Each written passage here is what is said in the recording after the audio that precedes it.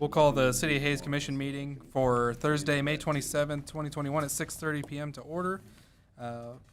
One absence, Mayor Jacobs. There still is a quorum.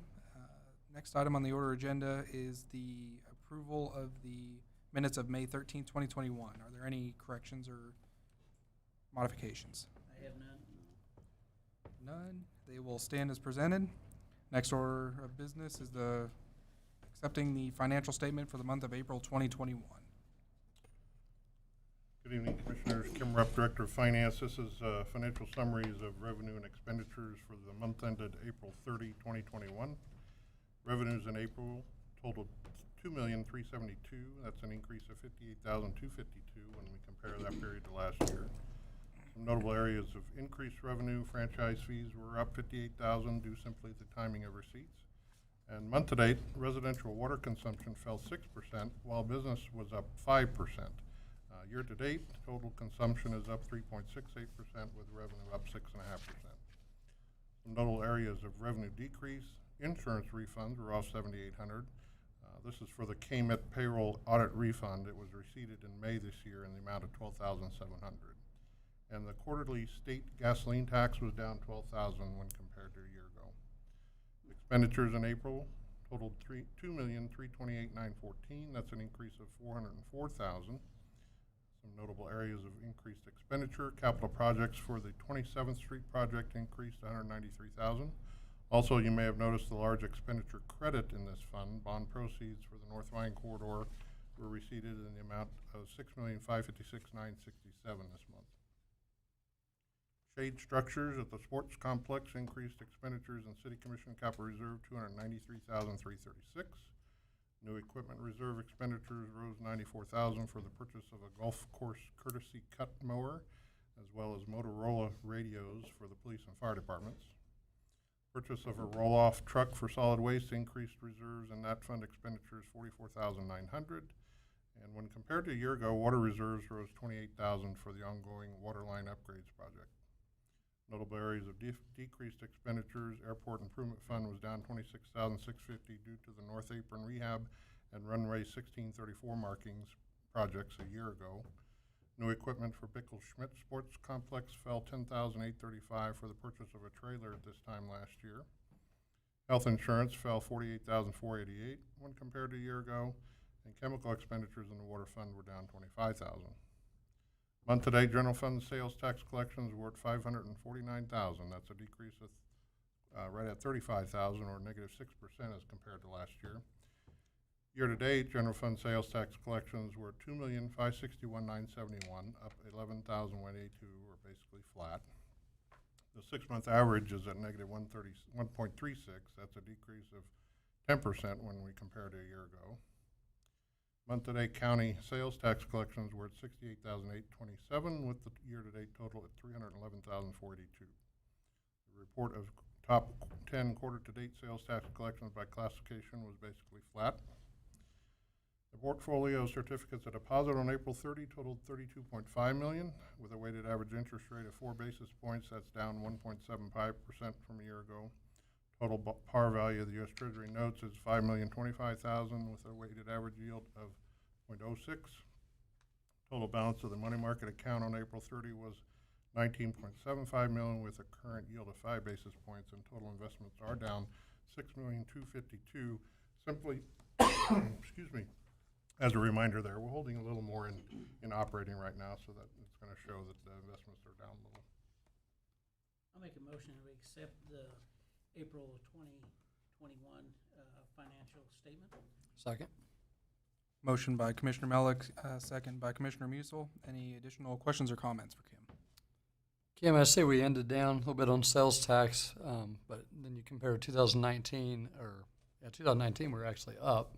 So, I mean, it's, I guess, in line. But I also understood you got some numbers for March sales tax? Well, it would be May, which is March collections. Crazy numbers.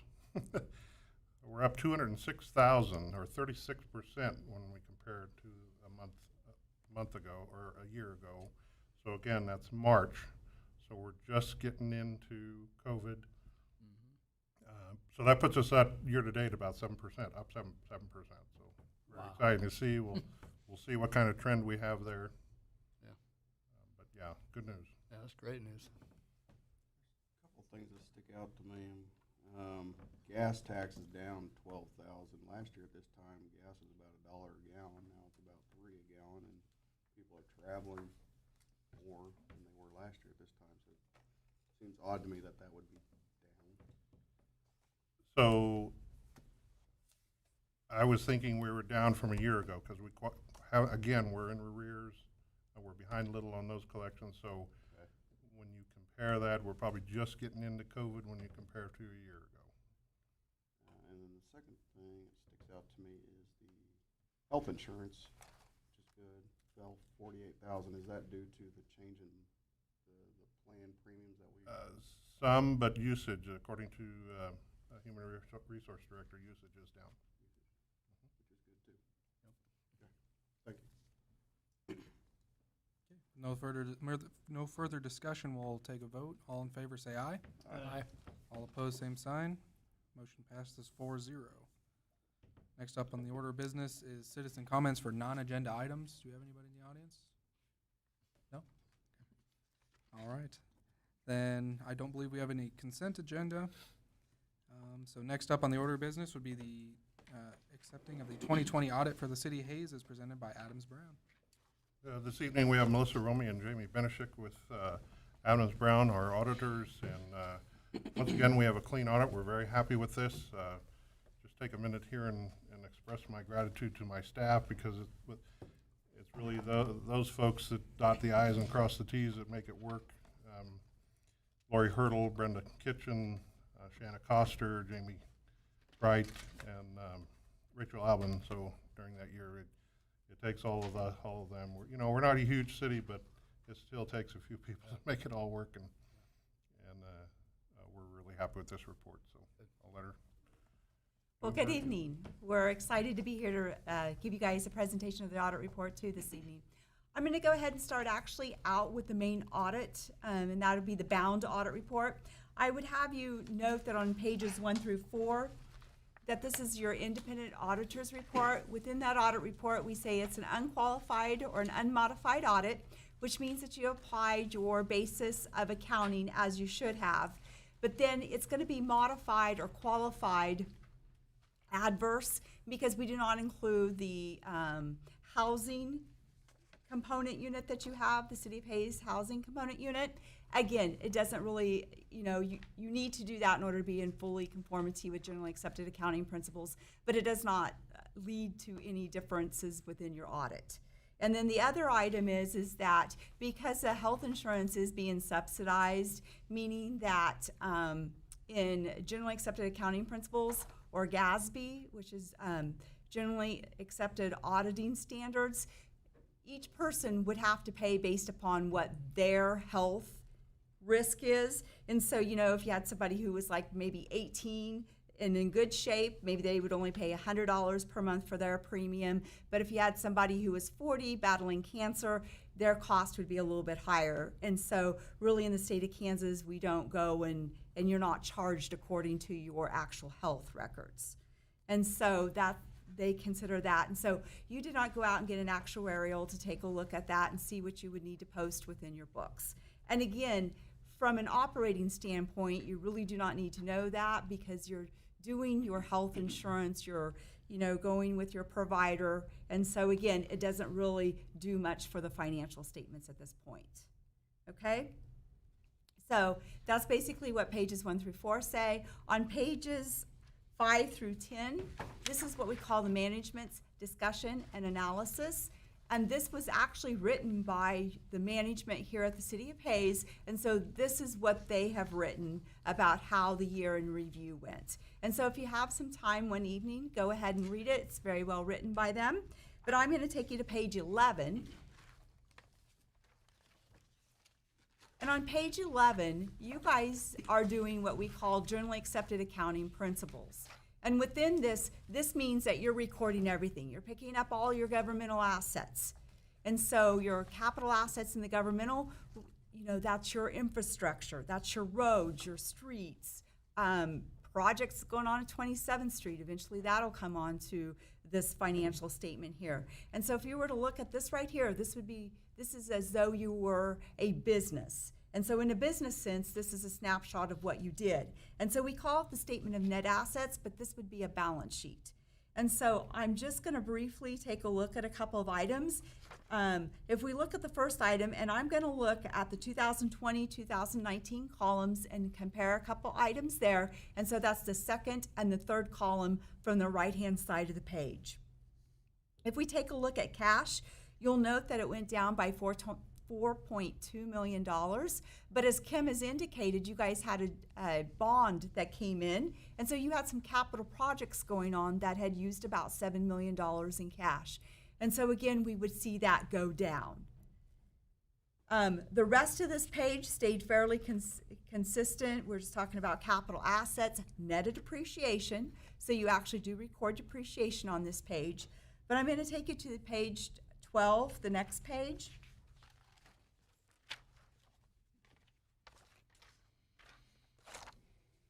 I'm going to look at your total liabilities. And so a year ago, your total liabilities were at $50,515,638. This year, they're at $50,225,430. If you look at that number, you did have a decrease of $1.2 million. But I want to call your attention to something that because again, you're doing generally accepted accounting principles on your books, I want you to go up, and it's about the 7th item down in the 2020 column, and you're going to see something called net pension liability, and it's at $12,697,539. If the city of Hayes or any municipality in Kansas, if we all shut down today, then CAPERS, which is the Kansas Public Employer Retirement System, and also you guys participate in the KP&F, that liability, if they close today, that would be the liability that would be owed. And so it's reflected on your books, and it'll increase and it'll decrease each year. And that's something you really have no control over. Okay?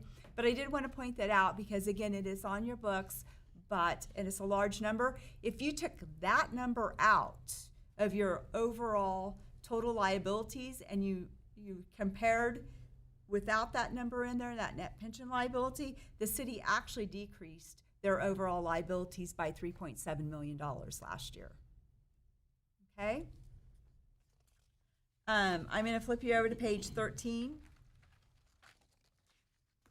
And so, as I'd indicated, your cash had decreased because you have put you've put funding into net investment of capital assets, and you can see that reflected then. So this year it increased by $6.7 million. So again, as we were talking through and you were doing the bonding, you can see this number then reflected in your overall financial statements. And then if we take a look at the rest of it, we have budget stabilization, which the city several years ago set aside funding for a budget stabilization because you use sales tax in the general fund. And so that number then has stayed consistent. You did about a $250,000 transfer to that fund to ensure that money is set aside for future needs as a commission. Are there any questions on these first 3 pages? Okay, I'm going to have you go over to page 14 then. This right here is where you see all the revenue and the expenditures that go through to the city of Hayes. And so it also includes depreciation, amortization, debt interest that you're paying. It includes all of that. And so if we take a look, I'm going to have you go over to the 3rd column from the right-hand side of the page, and it's 2020. And so you have 2 types of you have a governmental fund, and then you have an enterprise fund. And so, or business type activities. So the business type activities are operated as a for-profit. And so that's your water, your sewer, and those, because again, you're going to charge user fees in order to not use sales tax dollars or not to use real estate tax or ad valorem tax dollars there. The general governmental is funded by it's funded by state grants, federal grants, or it's funded by different taxes, franchise fees that you just talked about, sales tax. and you do actually levy for some ad valorem taxes, okay? So if we take a look at that, then we're looking underneath the 2020, the total governmental activities. When we start at the left side of the page underneath expenses, we started then, I'm going to take you clear to the left-hand side, we started with $23,345,662 of governmental activities expenses. You had charges for services to offset that, so that's revenue, of $1,120,907. You had some operating grants and contributions of $290,368, and then some capital grants that came into play of $1,530,595. And so we had expenses that exceeded the revenue by $20,403,792. If we do the same and we go down to the total business type activities, and we started with expenditures of $11,629,673. We had charges for services that came in of $10,579,976. Some grants that came in of $11,241. So other funding that we needed to come up with to meet the business type activities then, because expenses exceeded our revenue, is at $1,038,456. Now, if we go ahead and we slide down that 2020 column, you get in property taxes of $6,332,448, sales tax of $11,061,380. You have some franchise taxes of $1,418,670. Then we have motor fuel taxes of $615,798. Alcoholic liquor taxes of $346,118, transient guest tax of $990,416, some unrestricted interest income, meaning that's not set aside, it's not set aside in your water sales tax fund, and that's $1,411,360. We have some miscellaneous and other revenues that make up then that total of $23,966,527. So then when you look at that and compare it to all the expenditures, the city of Hayes in business terms would have net income of $2,524,279. Then that adds back into our unencumbered or our fund balance at that point. Are there any questions on that? I do have a question, just trying to make sure I understand this. Under 2020 water reclamation and reuse, that's in the negative, is that correct? Am I reading that right? With the parentheses around it? Yes, that would be correct. So you had greater expenditures than you did revenue. Because some of the revenue is going to be down in the bottom. In those general revenues, they're not a specific user fee and they're not a specific grant that qualified in that area. Okay. All right. Are there any other questions on that? Okay, if there's not, then I would tell you that I'm not going to go through the individual fund statements this evening or anything like that in detail. Again, you're seeing those when you guys are doing the budget. And so Kim has used the actual expenditures and revenue that's within this audit report. It's been recapped, unencumbered cash balance, and that is in your guys' budget. So you're seeing that. There are notes to the financial statements. And then I'm going to have you flip back to page 104. The city of Hayes does what we would call a audit, but you also do a couple of other types of audits. You do what we call a yellow book audit or a financial statement audit, and so we do take a look at the financial statements. And you do that, and we give an opinion on that because you do have a single audit. And so the single audit requires us to give an opinion on the financial statements, which again is a step up in the audit, and then the single audit's the top of the audit. It would be like the third layer of an audit. And so we do look at things a little bit more extensively through there. On this page, I just wanted to call your attention to a couple of items. Your total federal expenditures for the year 2020 were at $1,874,275. And of that number, the airport actually received CARES funding, and had expended the $646,627. And then the CARES funding that passed through Ellis County that you had expended were $293,330. Again, that was a new program that came out due to the pandemic or COVID-19. You received the funding and you expended it. If you flip over to the next, Can I clarify yes. something there, Melissa, on that 293, that's citywide, that, this single audit encompasses the FAA grants and everything, but it also has to encompass any other federal funding that we get in that CARES funding. So it wasn't necessarily just related to airport, it was citywide, that 293. So that's for like the PPE or the extension for fiber and whatnot. yes. And then I'm gonna have you flip over to page 106. Your audit report then is filed with what we call the Federal Clearinghouse, or actually with the government. And what they're going to be looking for in the audit and what they want to make sure that you had done is that what type of audit report did you have? You had a qualified audit, and that's fine. That's nothing wrong with that. And then we look at internal control over financial statements. And so when I said we take a look at the financial statement audits, we actually give an opinion on them. And so you had no material weaknesses, significant deficiencies, nor non-compliance that would have made the financial statements immaterial, or would have made them materially misstated. On the federal awards then, we take a look at if you had a material weakness identified or a significant deficiency. And so we look at your compliance and internal controls on them. So that's a clean bill of health. And then we give an opinion on the major program, which was actually the airport improvement program. And we had no findings or anything to note on that. So again, this is a very clean bill of health, as Kim had indicated earlier. So this is a good audit at that point from no findings. Are there any questions in the actual audit report?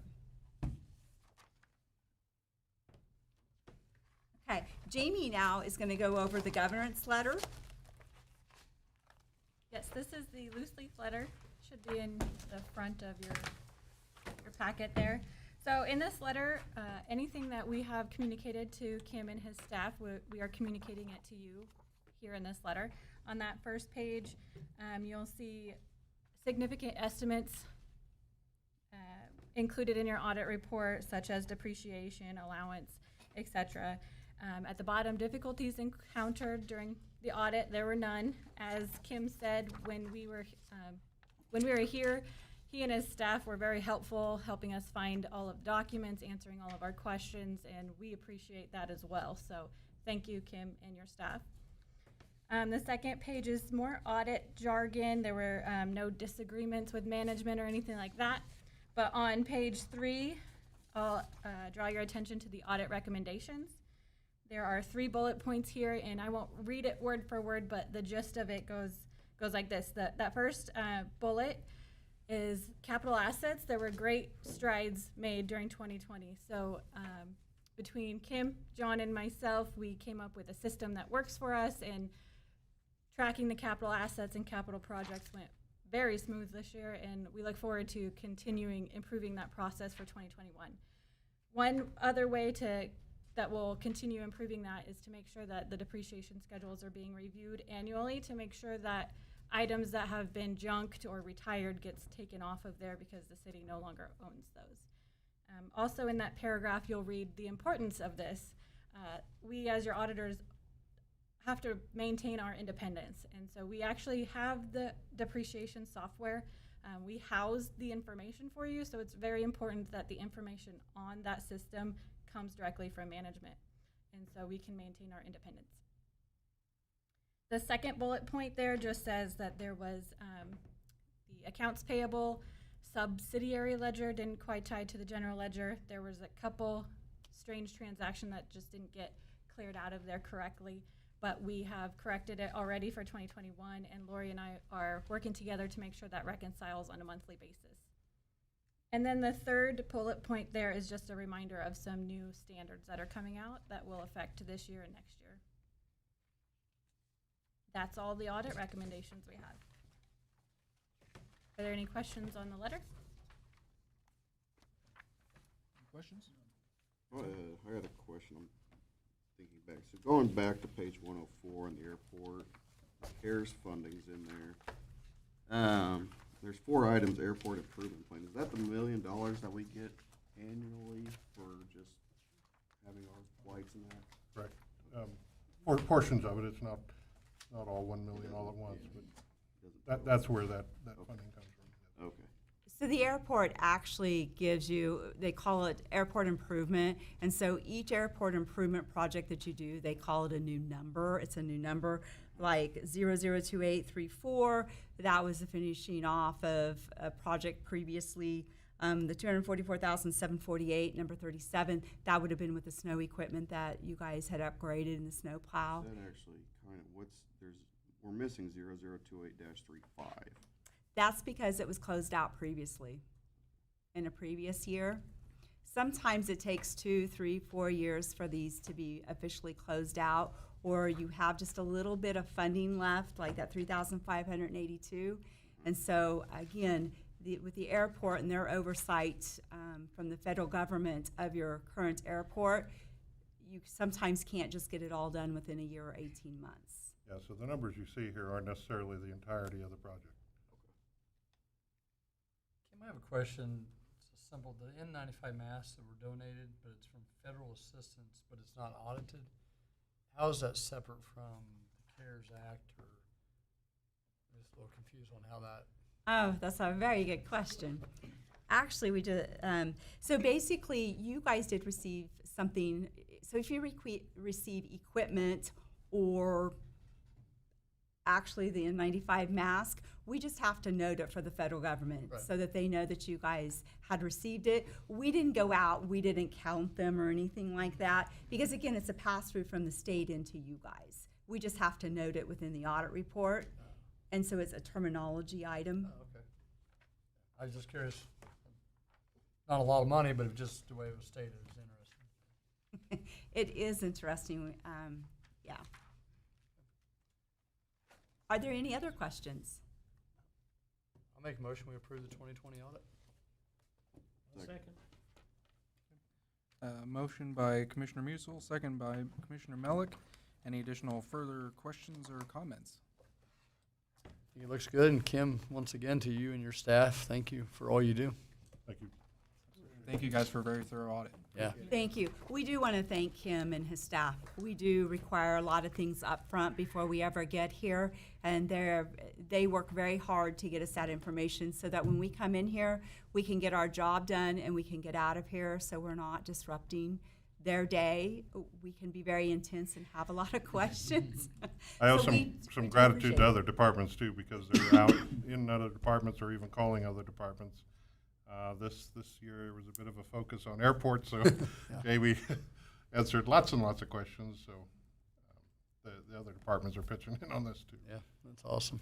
We did. So I we think just it's great that, you're working with us when you do find a problem, that you guys are addressing that and taking action then for the next year. So that's gonna help not only you guys with the audit, but it looks better for us then if it's corrected. So thank you very much.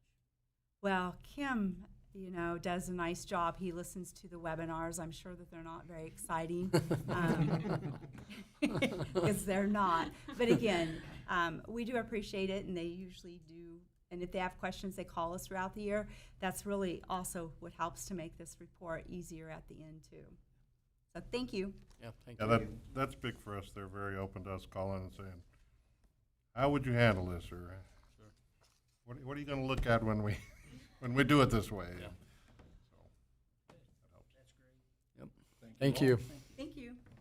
If there's no other questions or comments, I'll ask for a vote. All in favor, say aye. Aye. Aye. All opposed, same sign. Motion passes 4-0. Thank you. Next up on the agenda, we have the Water Production Supervisory Control and Data Acquisition, SCADA Improvements, Design Integration and Installation Services, Award of Bid, Mr. Jeff Crispin. Good evening, Commissioners. Jeff Crispin, Director of Water Resources. The SCADA system, I'm not going to repeat exactly how you just said it, operates the water plant in 25 sites, which are production wells, booster stations, and water towers, was installed in 1993. The current system is outdated, unreliable, and requires a substantial upgrade to ensure continuity of operations of the water system. Since its installation 28 years ago, there have been many advancements in hardware and connectivity that have left our system behind. Spare and replacement parts are extremely hard to find, and many times those parts have to be redesigned and rebuilt to operate the current system. The RFP was created within this project to specify the same hardware and software that was installed with the upgrade to the wastewater treatment plant project. This would ensure that parts could be interchanged in between two plants if necessary. Here is a general map of most of the locations of the 25 sites that would be involved in this project. The water plant, booster stations, pump stations, city wells, and Smoky wells down by Shinshin will be involved. The Dakota wells are not actually part of this project. We are not going to be using those because those are a very low usage well. At 12 of the combined locations, both in the Smoky and the Big Creek well fields, staff is unable to remotely operate those wells, which requires staff to go out and make a trip to that well, and it could be in the middle of the night. So it's important to get those communicating. This is one of our screens within our SCADA system at the lab at the water plant. The computer system is used to gather and analyze real-time data and to monitor and control equipment in the water plant and in the field. You may recognize a couple of those water towers that are on the right side of your screen. The blue color indicates the level of water in the tower. As water is used and the tower level begins to drop, the computer can automatically tell the pumps that are located on the left side, which there are 6 of them there, to turn on to start filling the system back up. If you can see, as you can see right there, there are 5 of them that are in red. That means that those are off, and the green one obviously is on. In some other screens, as well as this one, you could click on an individual icon, and staff should be able to control that asset, as well as take readings such as pressure, gallons per minute, water levels, etc. Unfortunately, as I've said, we aren't able to control everything as we should.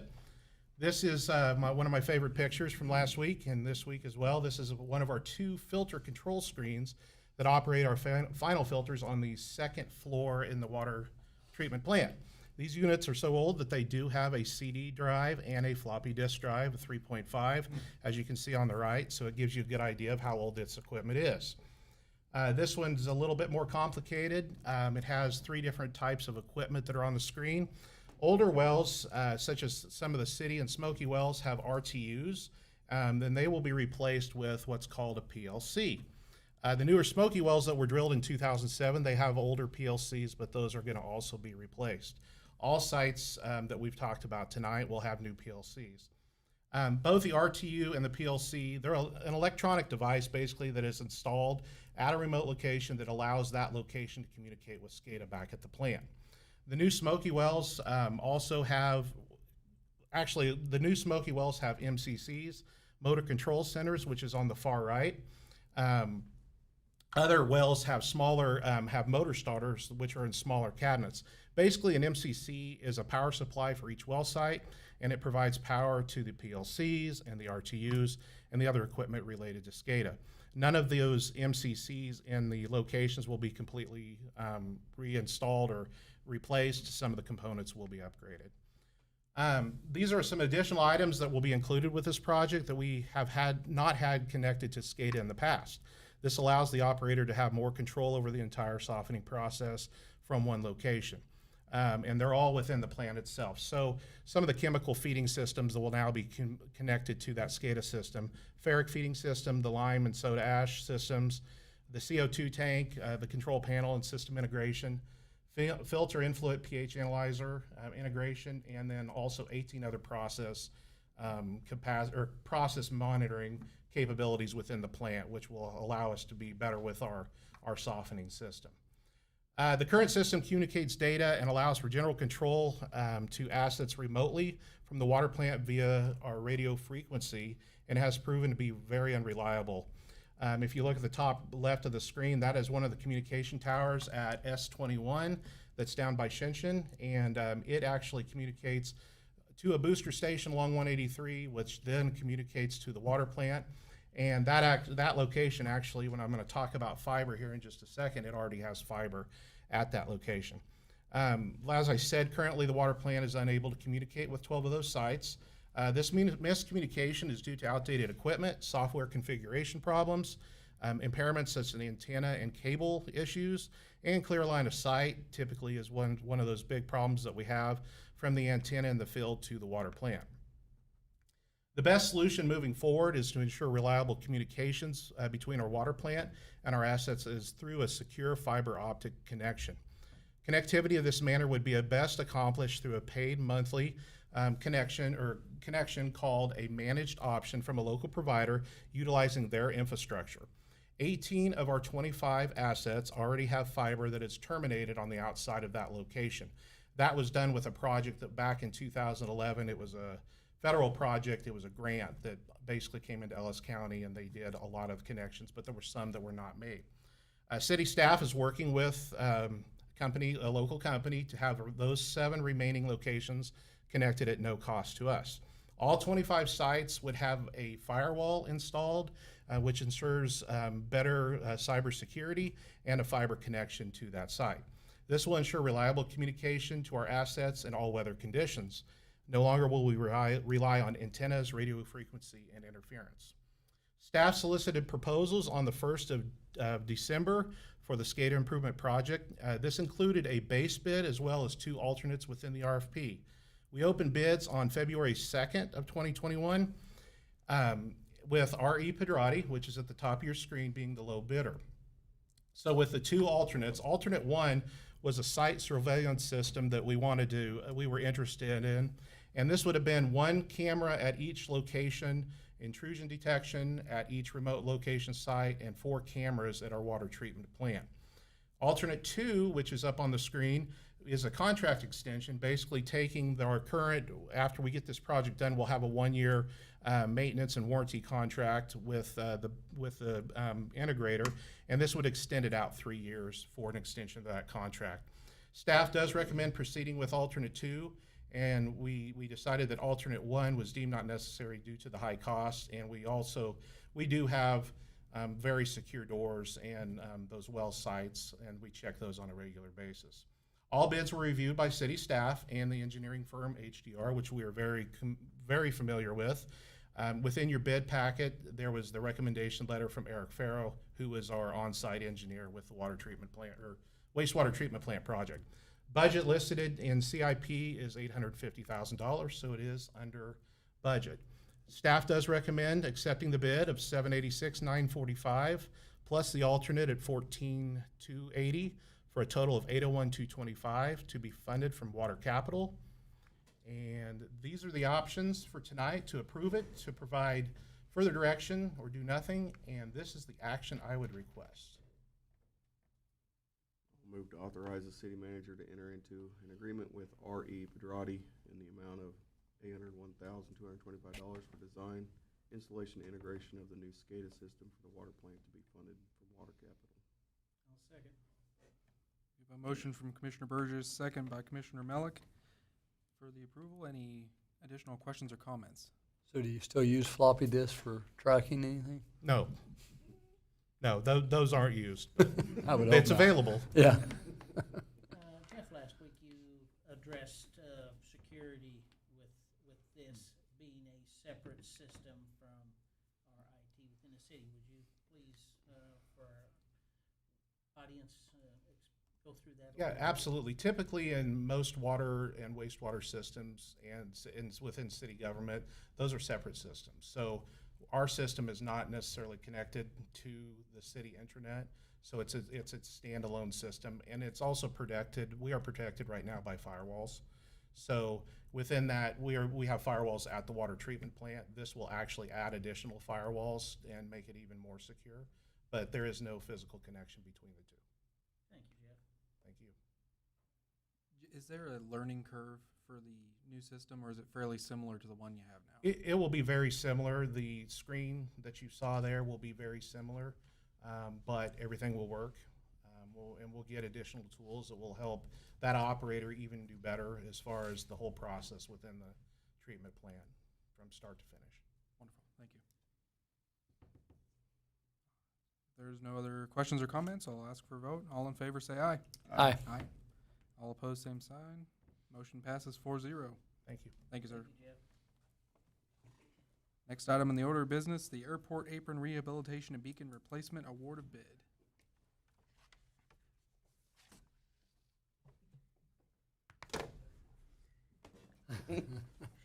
Good evening, Commissioners. Jamie Salter, Director of Hayes Regional Airport.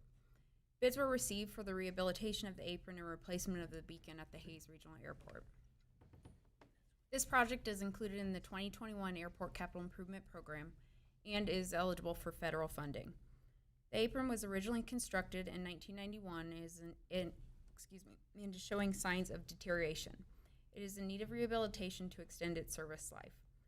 Primary purpose of the apron is aircraft parking. As you can see here, the damaged panels produce debris that can damage aircraft and become projectiles, creating a safety hazard for those accessing the area. The beacon was constructed in 1962 and has well exceeded its expected service life of 20 years. Maintenance on this structure requires a bucket truck since it is unsafe to climb. The new rotating beacon, like the one shown here, this isn't obviously exactly what we're going to get, but it will be the tilt-down pole, be placed on a new foundation, and it will be in the same location as the one currently. Their plan is to keep the current one in place and then create the structure right next to it and put that up and then decommission the old one. A beacon serves as a visual navigational aid to indicate the location of the airport. Beacon at Hayes flashes white and green to signify that we have a land airport. In December 2020, the Commission authorized staff to enter an agreement with Burns & McDonnell for design and engineering services for the project. Sole bid was from APAC, Kansas, and was opened in April with a total price of just over $1.1 million, which is below the engineer's estimate of nearly $1.4 million. This includes $23,075 of items ineligible for FAA reimbursement. The items shown here in yellow would be the ineligible items. They are portions of the taxi lane Foxtrot or F there. Those are not how the AIP funding works, as this was designated as an apron rehabilitation. So if there are areas that are included in other spaces of the airport, like taxiways or taxi lanes, those aren't actually considered reimbursable or eligible for AIP funding during this. Staff did determine that completing these areas at the same time will result in a more quality project and increase longevity in that area. Remaining cost of the project will be covered at 100% thanks to AIP eligibility and airport rescue grants. We'll take up the other 10%. Total cost of this project is just over $1.5 million. FAA Airport Improvement Program projects are traditionally funded at 90% with a local city match of 10% required. As a combination of Airport Improvement Program and American Rescue Plan Act funding, this project will be funded at 100% minus the $23,000 already discussed for the ineligible items on the taxi lane. Here is the project schedule. Assuming a timely award of grant by the FAA, the project will be completed this year. The contractor is allowed 110 calendar days to complete this project. Construction will have no impact on commercial air service, but they will be required to taxi in a different location for the first 30 days of the project. I made them aware of that and also been in contact with the airport tenants to make sure they're aware, because there will be a little bit of loss in aircraft parking. We will have to shift things around. They have it phased to ensure that we have enough and that we have the wingtip clearance for SkyWest still, which is our biggest aircraft accessing the area, to be able to safely access and not obstruct any of the construction or vice versa. Staff will issue the required notices and update airport tenants on any updates throughout the project to ensure they're aware of the taxi and parking changes on the apron. Commission has the following options: accept the bid contingent upon FAA grant approval and authorize the city manager to execute the FAA grant agreement when offered, provide staff with alternate direction, or you can reject the project. And this is the action I request. I will stand for any questions. I'll make a motion that we accept the bid from APAC Kansas Incorporated in an amount of $1,142,993 to rehabilitate the apron and replace the beacon at the Hayes Regional Airport, contingent upon FAA awarding a grant for federal funding and authorizing the city manager to carry out this project, including the execution of the FAA grant agreement when offered. Second, but Ron, I think you may want to restate the number. $1,142,393. The last three backwards. Thank you. Amended motion by Commissioner Melick and second by Commissioner Musil. Any other questions or comments? Question, comment. The airport tenants, everybody else, how are they contacted? Are they part of an email system or phone system? Yes, something like that? they're a part of an email system, but also making sure there's an electronic system that any of the pilots, any tenants, any of you guys could access on any NOTAMs that we have issued for the airport currently, or we can issue those in advance up to 3 days, so that people are aware. But in addition to the NOTAM system, I also send out emails so that people are aware. I figured you weren't out there sticking sticky notes on that. No. We got things going on, but just in case they contact us as saying they're disrupted one way or the other, then we can refer back and say, well. No, and I we've been always, notified through- I mean, anything that we do out there that would, I mean, we go all the way, and not every airport does this, but we go as far as NOTAMing when we're in aircraft, I mean, next to, in safety areas where aircraft would operate for mowing operations, anything that we do out there, any work in progress, things like that. And those are all required per plan specs with the FAA as well. So the beacon, can you sell it off to another airport? We're actually no, probably wouldn't. It might be the materials might be worth some money right now though. Who knows? We will very likely going to keep the top, Right. just because of the history there. Lots of airports do that. Not sure what we're going to do with it, but we likely will do that. It didn't come down with the storm yesterday, so. That's good. All right. There's no other further questions or comments. I'll ask for a vote. All in favor, say aye. Aye. All opposed, same sign. Motion passes 4-0. Okay, next up, we have the Airport Apron Rehabilitation and Beacon Replacement Construction Engineering Services. The previous agenda item addressed bids received for the apron rehabilitation and beacon replacement project at the Hayes Regional Airport. As part of this project, inspection and observation of the construction needs to be accomplished according to FAA guidelines to satisfy the terms of the grant funding and to assure proper adherence to the plans and quality construction. Burns & McDonnell, the city's airport engineering consultant, has presented a scope of services and fee to accomplish the required construction oversight and project documentation. Cost for these services is $247,000 and is eligible for 100% funding through the FAA. Commission has the following options: approve work authorization number 2 from Burns & McDonnell in the amount of $247,000 contingent upon FAA awarding a grant. Can provide staff with alternate direction, or you can reject the project. And this is the action requested. I will see if there are any questions.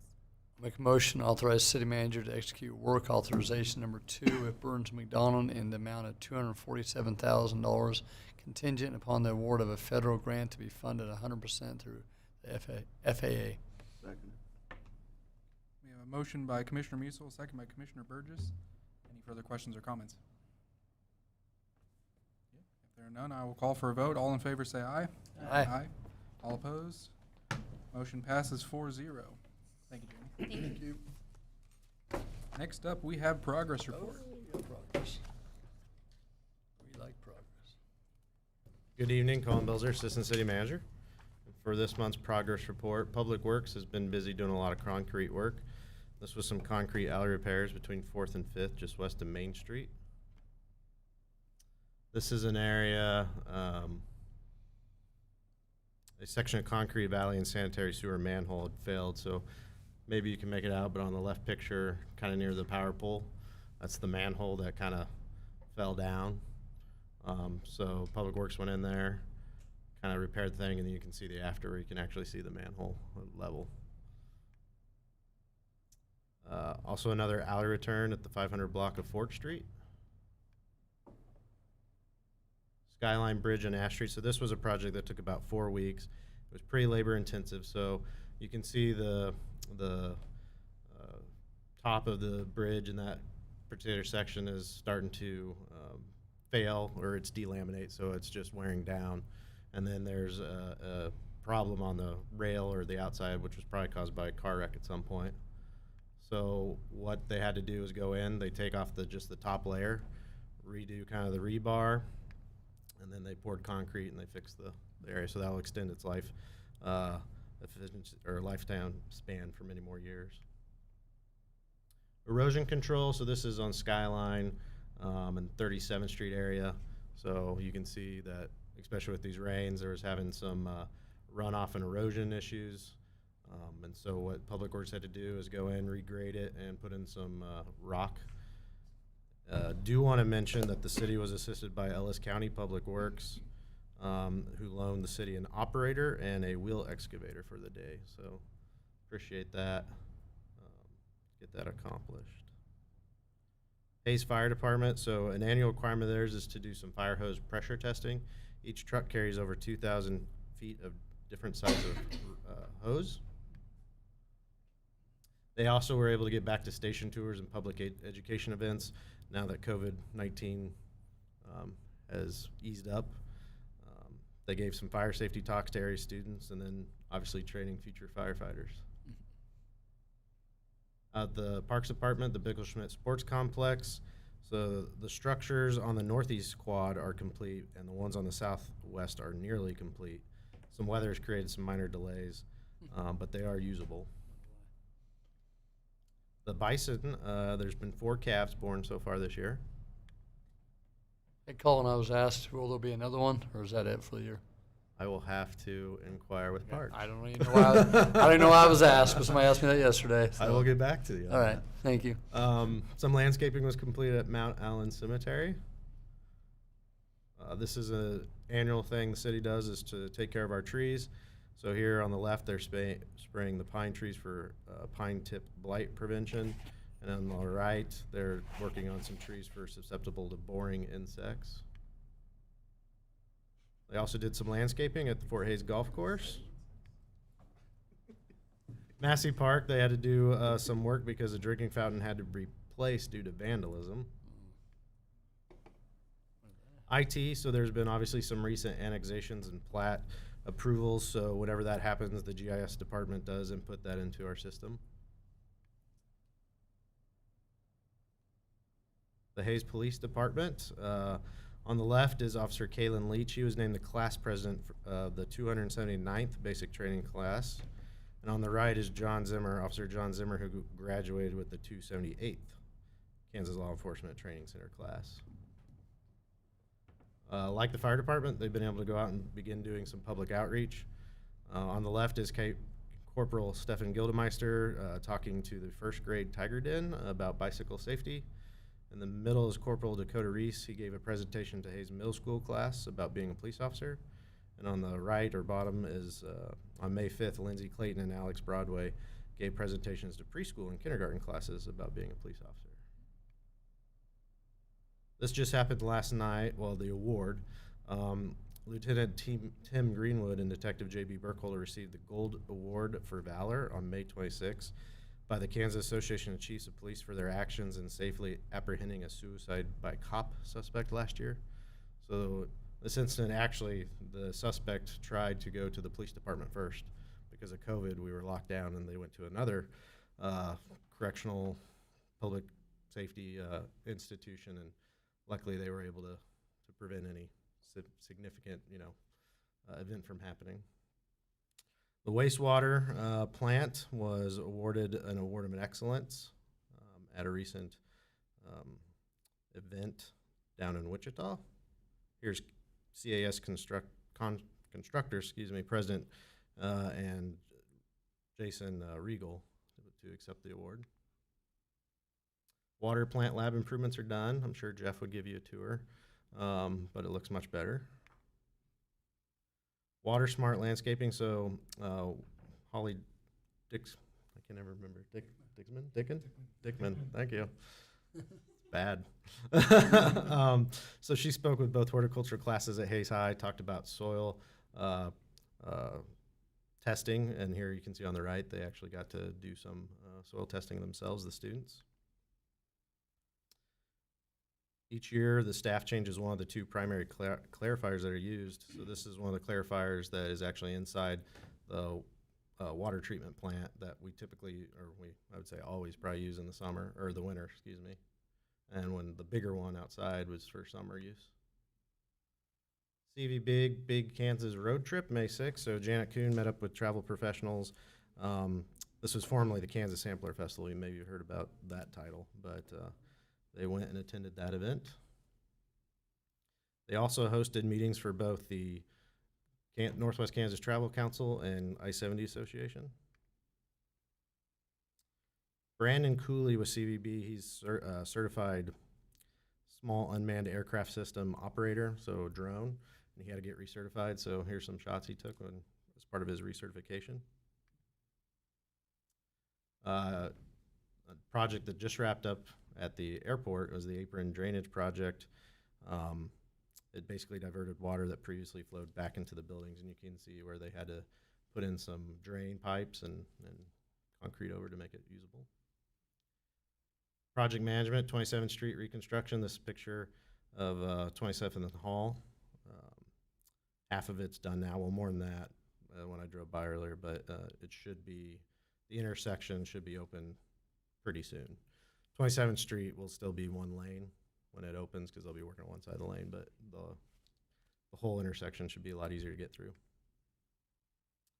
Tallgrass Second Edition, it's continuing to install the infrastructure. Seven Hills parking lot, so that's progressing, and you can see an aerial photo of what the parking lot's looking like a few days ago, and on the right is more ground level. The North Vine project, so you can really begin to start see the west side of the Vine, the roundabout starting to form shape. This is looking west at west half of 37th Street roundabout. This is eastbound I-70 off-ramp. You're right. This is Mopar roundabout. And then an off-ramp. So they anticipate, depending on weather, that they will be able to switch to phase 3 construction next week, which basically means everything will get shifted. They'll shift over, so they'll be working on the east side and traffic will be put on the new pavement.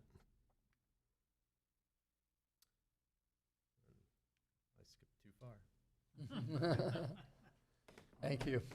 Thank you, Colin. Next up, we have the Hayes happenings and upcoming events. Good evening, Commissioners. Melissa Dixon from the Convention and Visitors Bureau. City Manager asked me to bring to you some events that you need to know about in June, and my exact words were, I would love to do that because it feels really good to have some events to talk about again. So we're calling it Hayes Happenings. The first event is first weekend in June is going to be really big out at Bickelschmidt Sports Complex. We're going to have a USSSA summer blast fast pitch softball. And since I've submitted this, we're up to 35 teams. Thank you, whoever updated that. And an AAU track and field, which we were working with that group last year. We were so close. They were planning on Hayes, and then we know how 2020 went. So what do we do for groups like this? For the track event, they are a Missouri Valley District qualifier event. So we're actually doing a grab-and-go meal for some of those participants to say, thank you for coming to Hayes. Come back again. We'll give them restaurant discount coupons and have them all set up to have a great time. You also need to know in June, it is the 75th anniversary of our Hayes Larks. So just a few special events they're going to have. There's going to be a game where the Old Fort Hayes Post 9 is going to play Larks alumni, and they're going to play with 1859 rules. So the baseball that would have been played out at the fort, the old historic fort. Ask Sean if you want to know how that goes. He's done that. He's been a volunteer for that before. Yeah, and I got hurt, so I'll never do it again. I think there's no helmets, no gloves. Don't dive.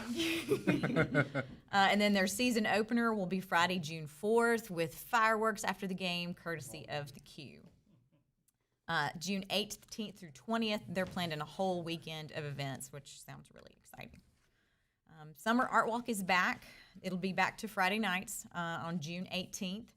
And then I know you all have a special invitation to the Hayes Public Library to celebrate their recent renovation. There'll be a ribbon cutting and a brick presentation at 5 p.m. that evening.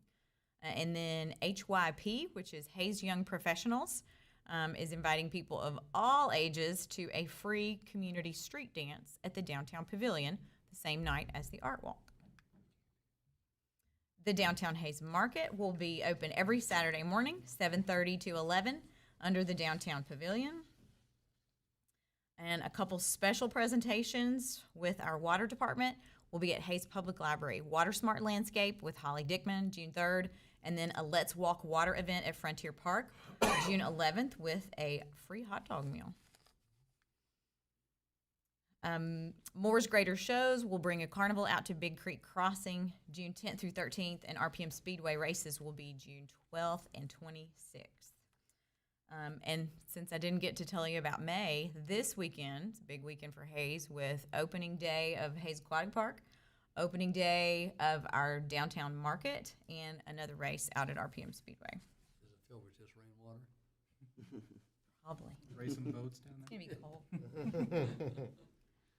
And then I showed Colin and our two city manager and assistant city manager shared some consumer reports and analytics with them, and they said, put these in front of the commission. You have a copy of these at your seat because I'm going to show you some slides that have some small numbers. I want to be sure you are able to read them. We've purchased these reports from a company called C-Source through a co-op program with the State Tourism Office. That office thought this information was so valuable that they are paying half the cost of the subscription. The reports are obtained through mobile device tracking and credit card transaction reporting. So it's about 30% of all credit card transactions are in this survey. And they only take into account people from 50 miles and out of Hayes. So local activity is not included. We look at what does the Hayes visitor look like. Main age group, 45 to 54, followed closely by 35 to 44, with income levels of above 100, from 100 to 50 is the first group, followed closely by 150K and up. So people who have some spending money to take a trip. Next, bachelor's degree. Our visitors are smart. That's why they choose Hayes. Bachelor's degree, 50% of our visitors, and then closely followed by a high school or less. Households look like 3 to 5 people, about half of these groups, and then closely followed by 1 to 2 people in their household. Visitors by state, I don't think this is very surprising. We know our neighboring states are going to have a higher percentage, with about 42% of our visitors coming from other areas in Kansas. This map is really fun. We were able to choose 7 points of interest that we wanted to track. And we chose Bickle-Schmidt Sports Complex, the Downtown District, Fort Hayes and Sternberg Museum combined as one, our restaurants, Vine Street Corridor, gas stations, and hotels. So this shows where people are coming from and what they do when they get here.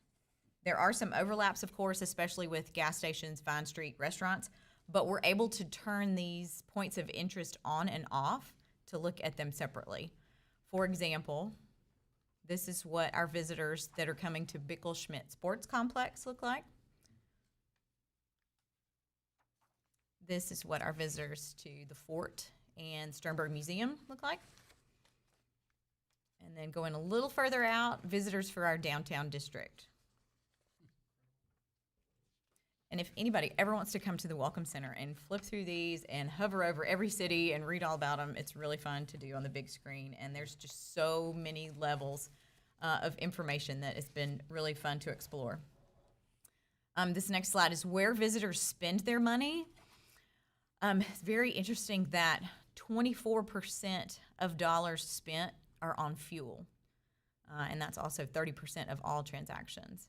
And then there is 35% of all transactions are restaurants, who are a very important tourism partner to us. We work with our restaurants a lot.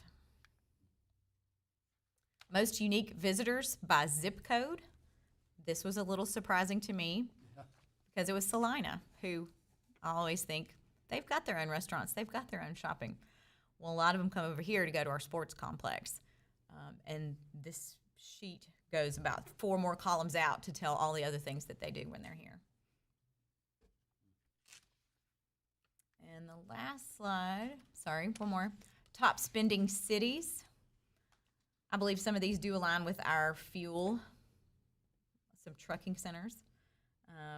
But Colorado is our top spending state, with Denver's top spending city.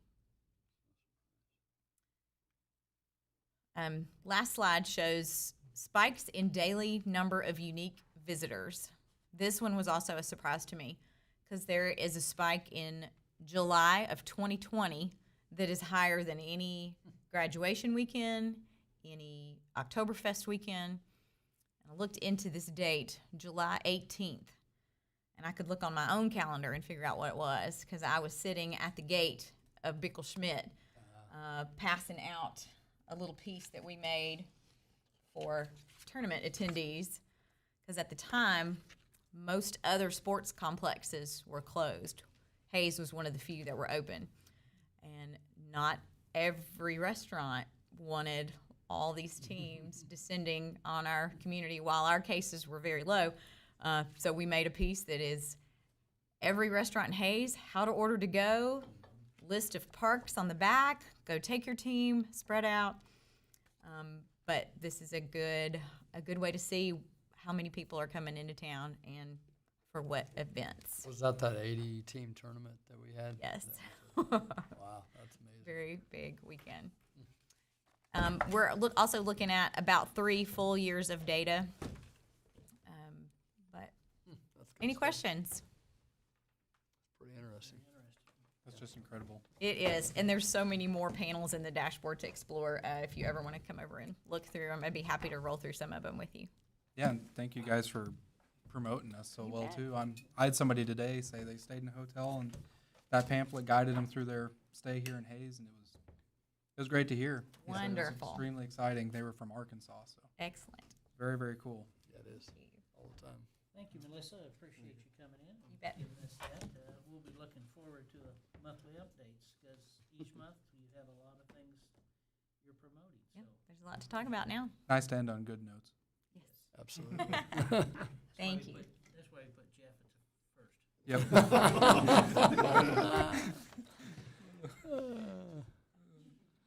All right. Next item on the order of business is commission inquiries and comments. Commissioner Musil. Just want to tell everybody happy Memorial Day and be safe and enjoy family and friends. Commissioner Melick. Sean pretty well summed it up. So be safe. Commissioner Burgess. Congrats to the Hayes High baseball team with their state win this afternoon, and the Hayes High track teams. I know there's lots and lots of individual awards for both men's and women's. Yep. I don't know how the team scores are just yet, so I extend that on to TMP, who runs and throws and jumps tomorrow. And then I want to say thanks to the Hayes Library staff. I'm looking forward to their open house. I go there quite often. Their construction, the completed construction, that the place is phenomenal. It's wonderful. Yesterday I dropped my son off about 1:30 for an event, and then he had chess club at 2, and I went home, and of course the storm hit, and I was not going to go get my car damaged to pick up my son, so I figured he was just as safe at the library, and they did a fantastic job getting all the kids that were there down the basement, kept them entertained for a couple hours while the storm rolled through, so very highly appreciative as a parent that I really had no worries that they would be all right there, so thank you to that staff. That's awesome. Yeah, just hope everybody has a good Memorial Day weekend. Hopefully it doesn't storm too bad for everybody like it does every year. That's really all I had. Do we have any executive sessions? If not, we are adjourned at 7:39.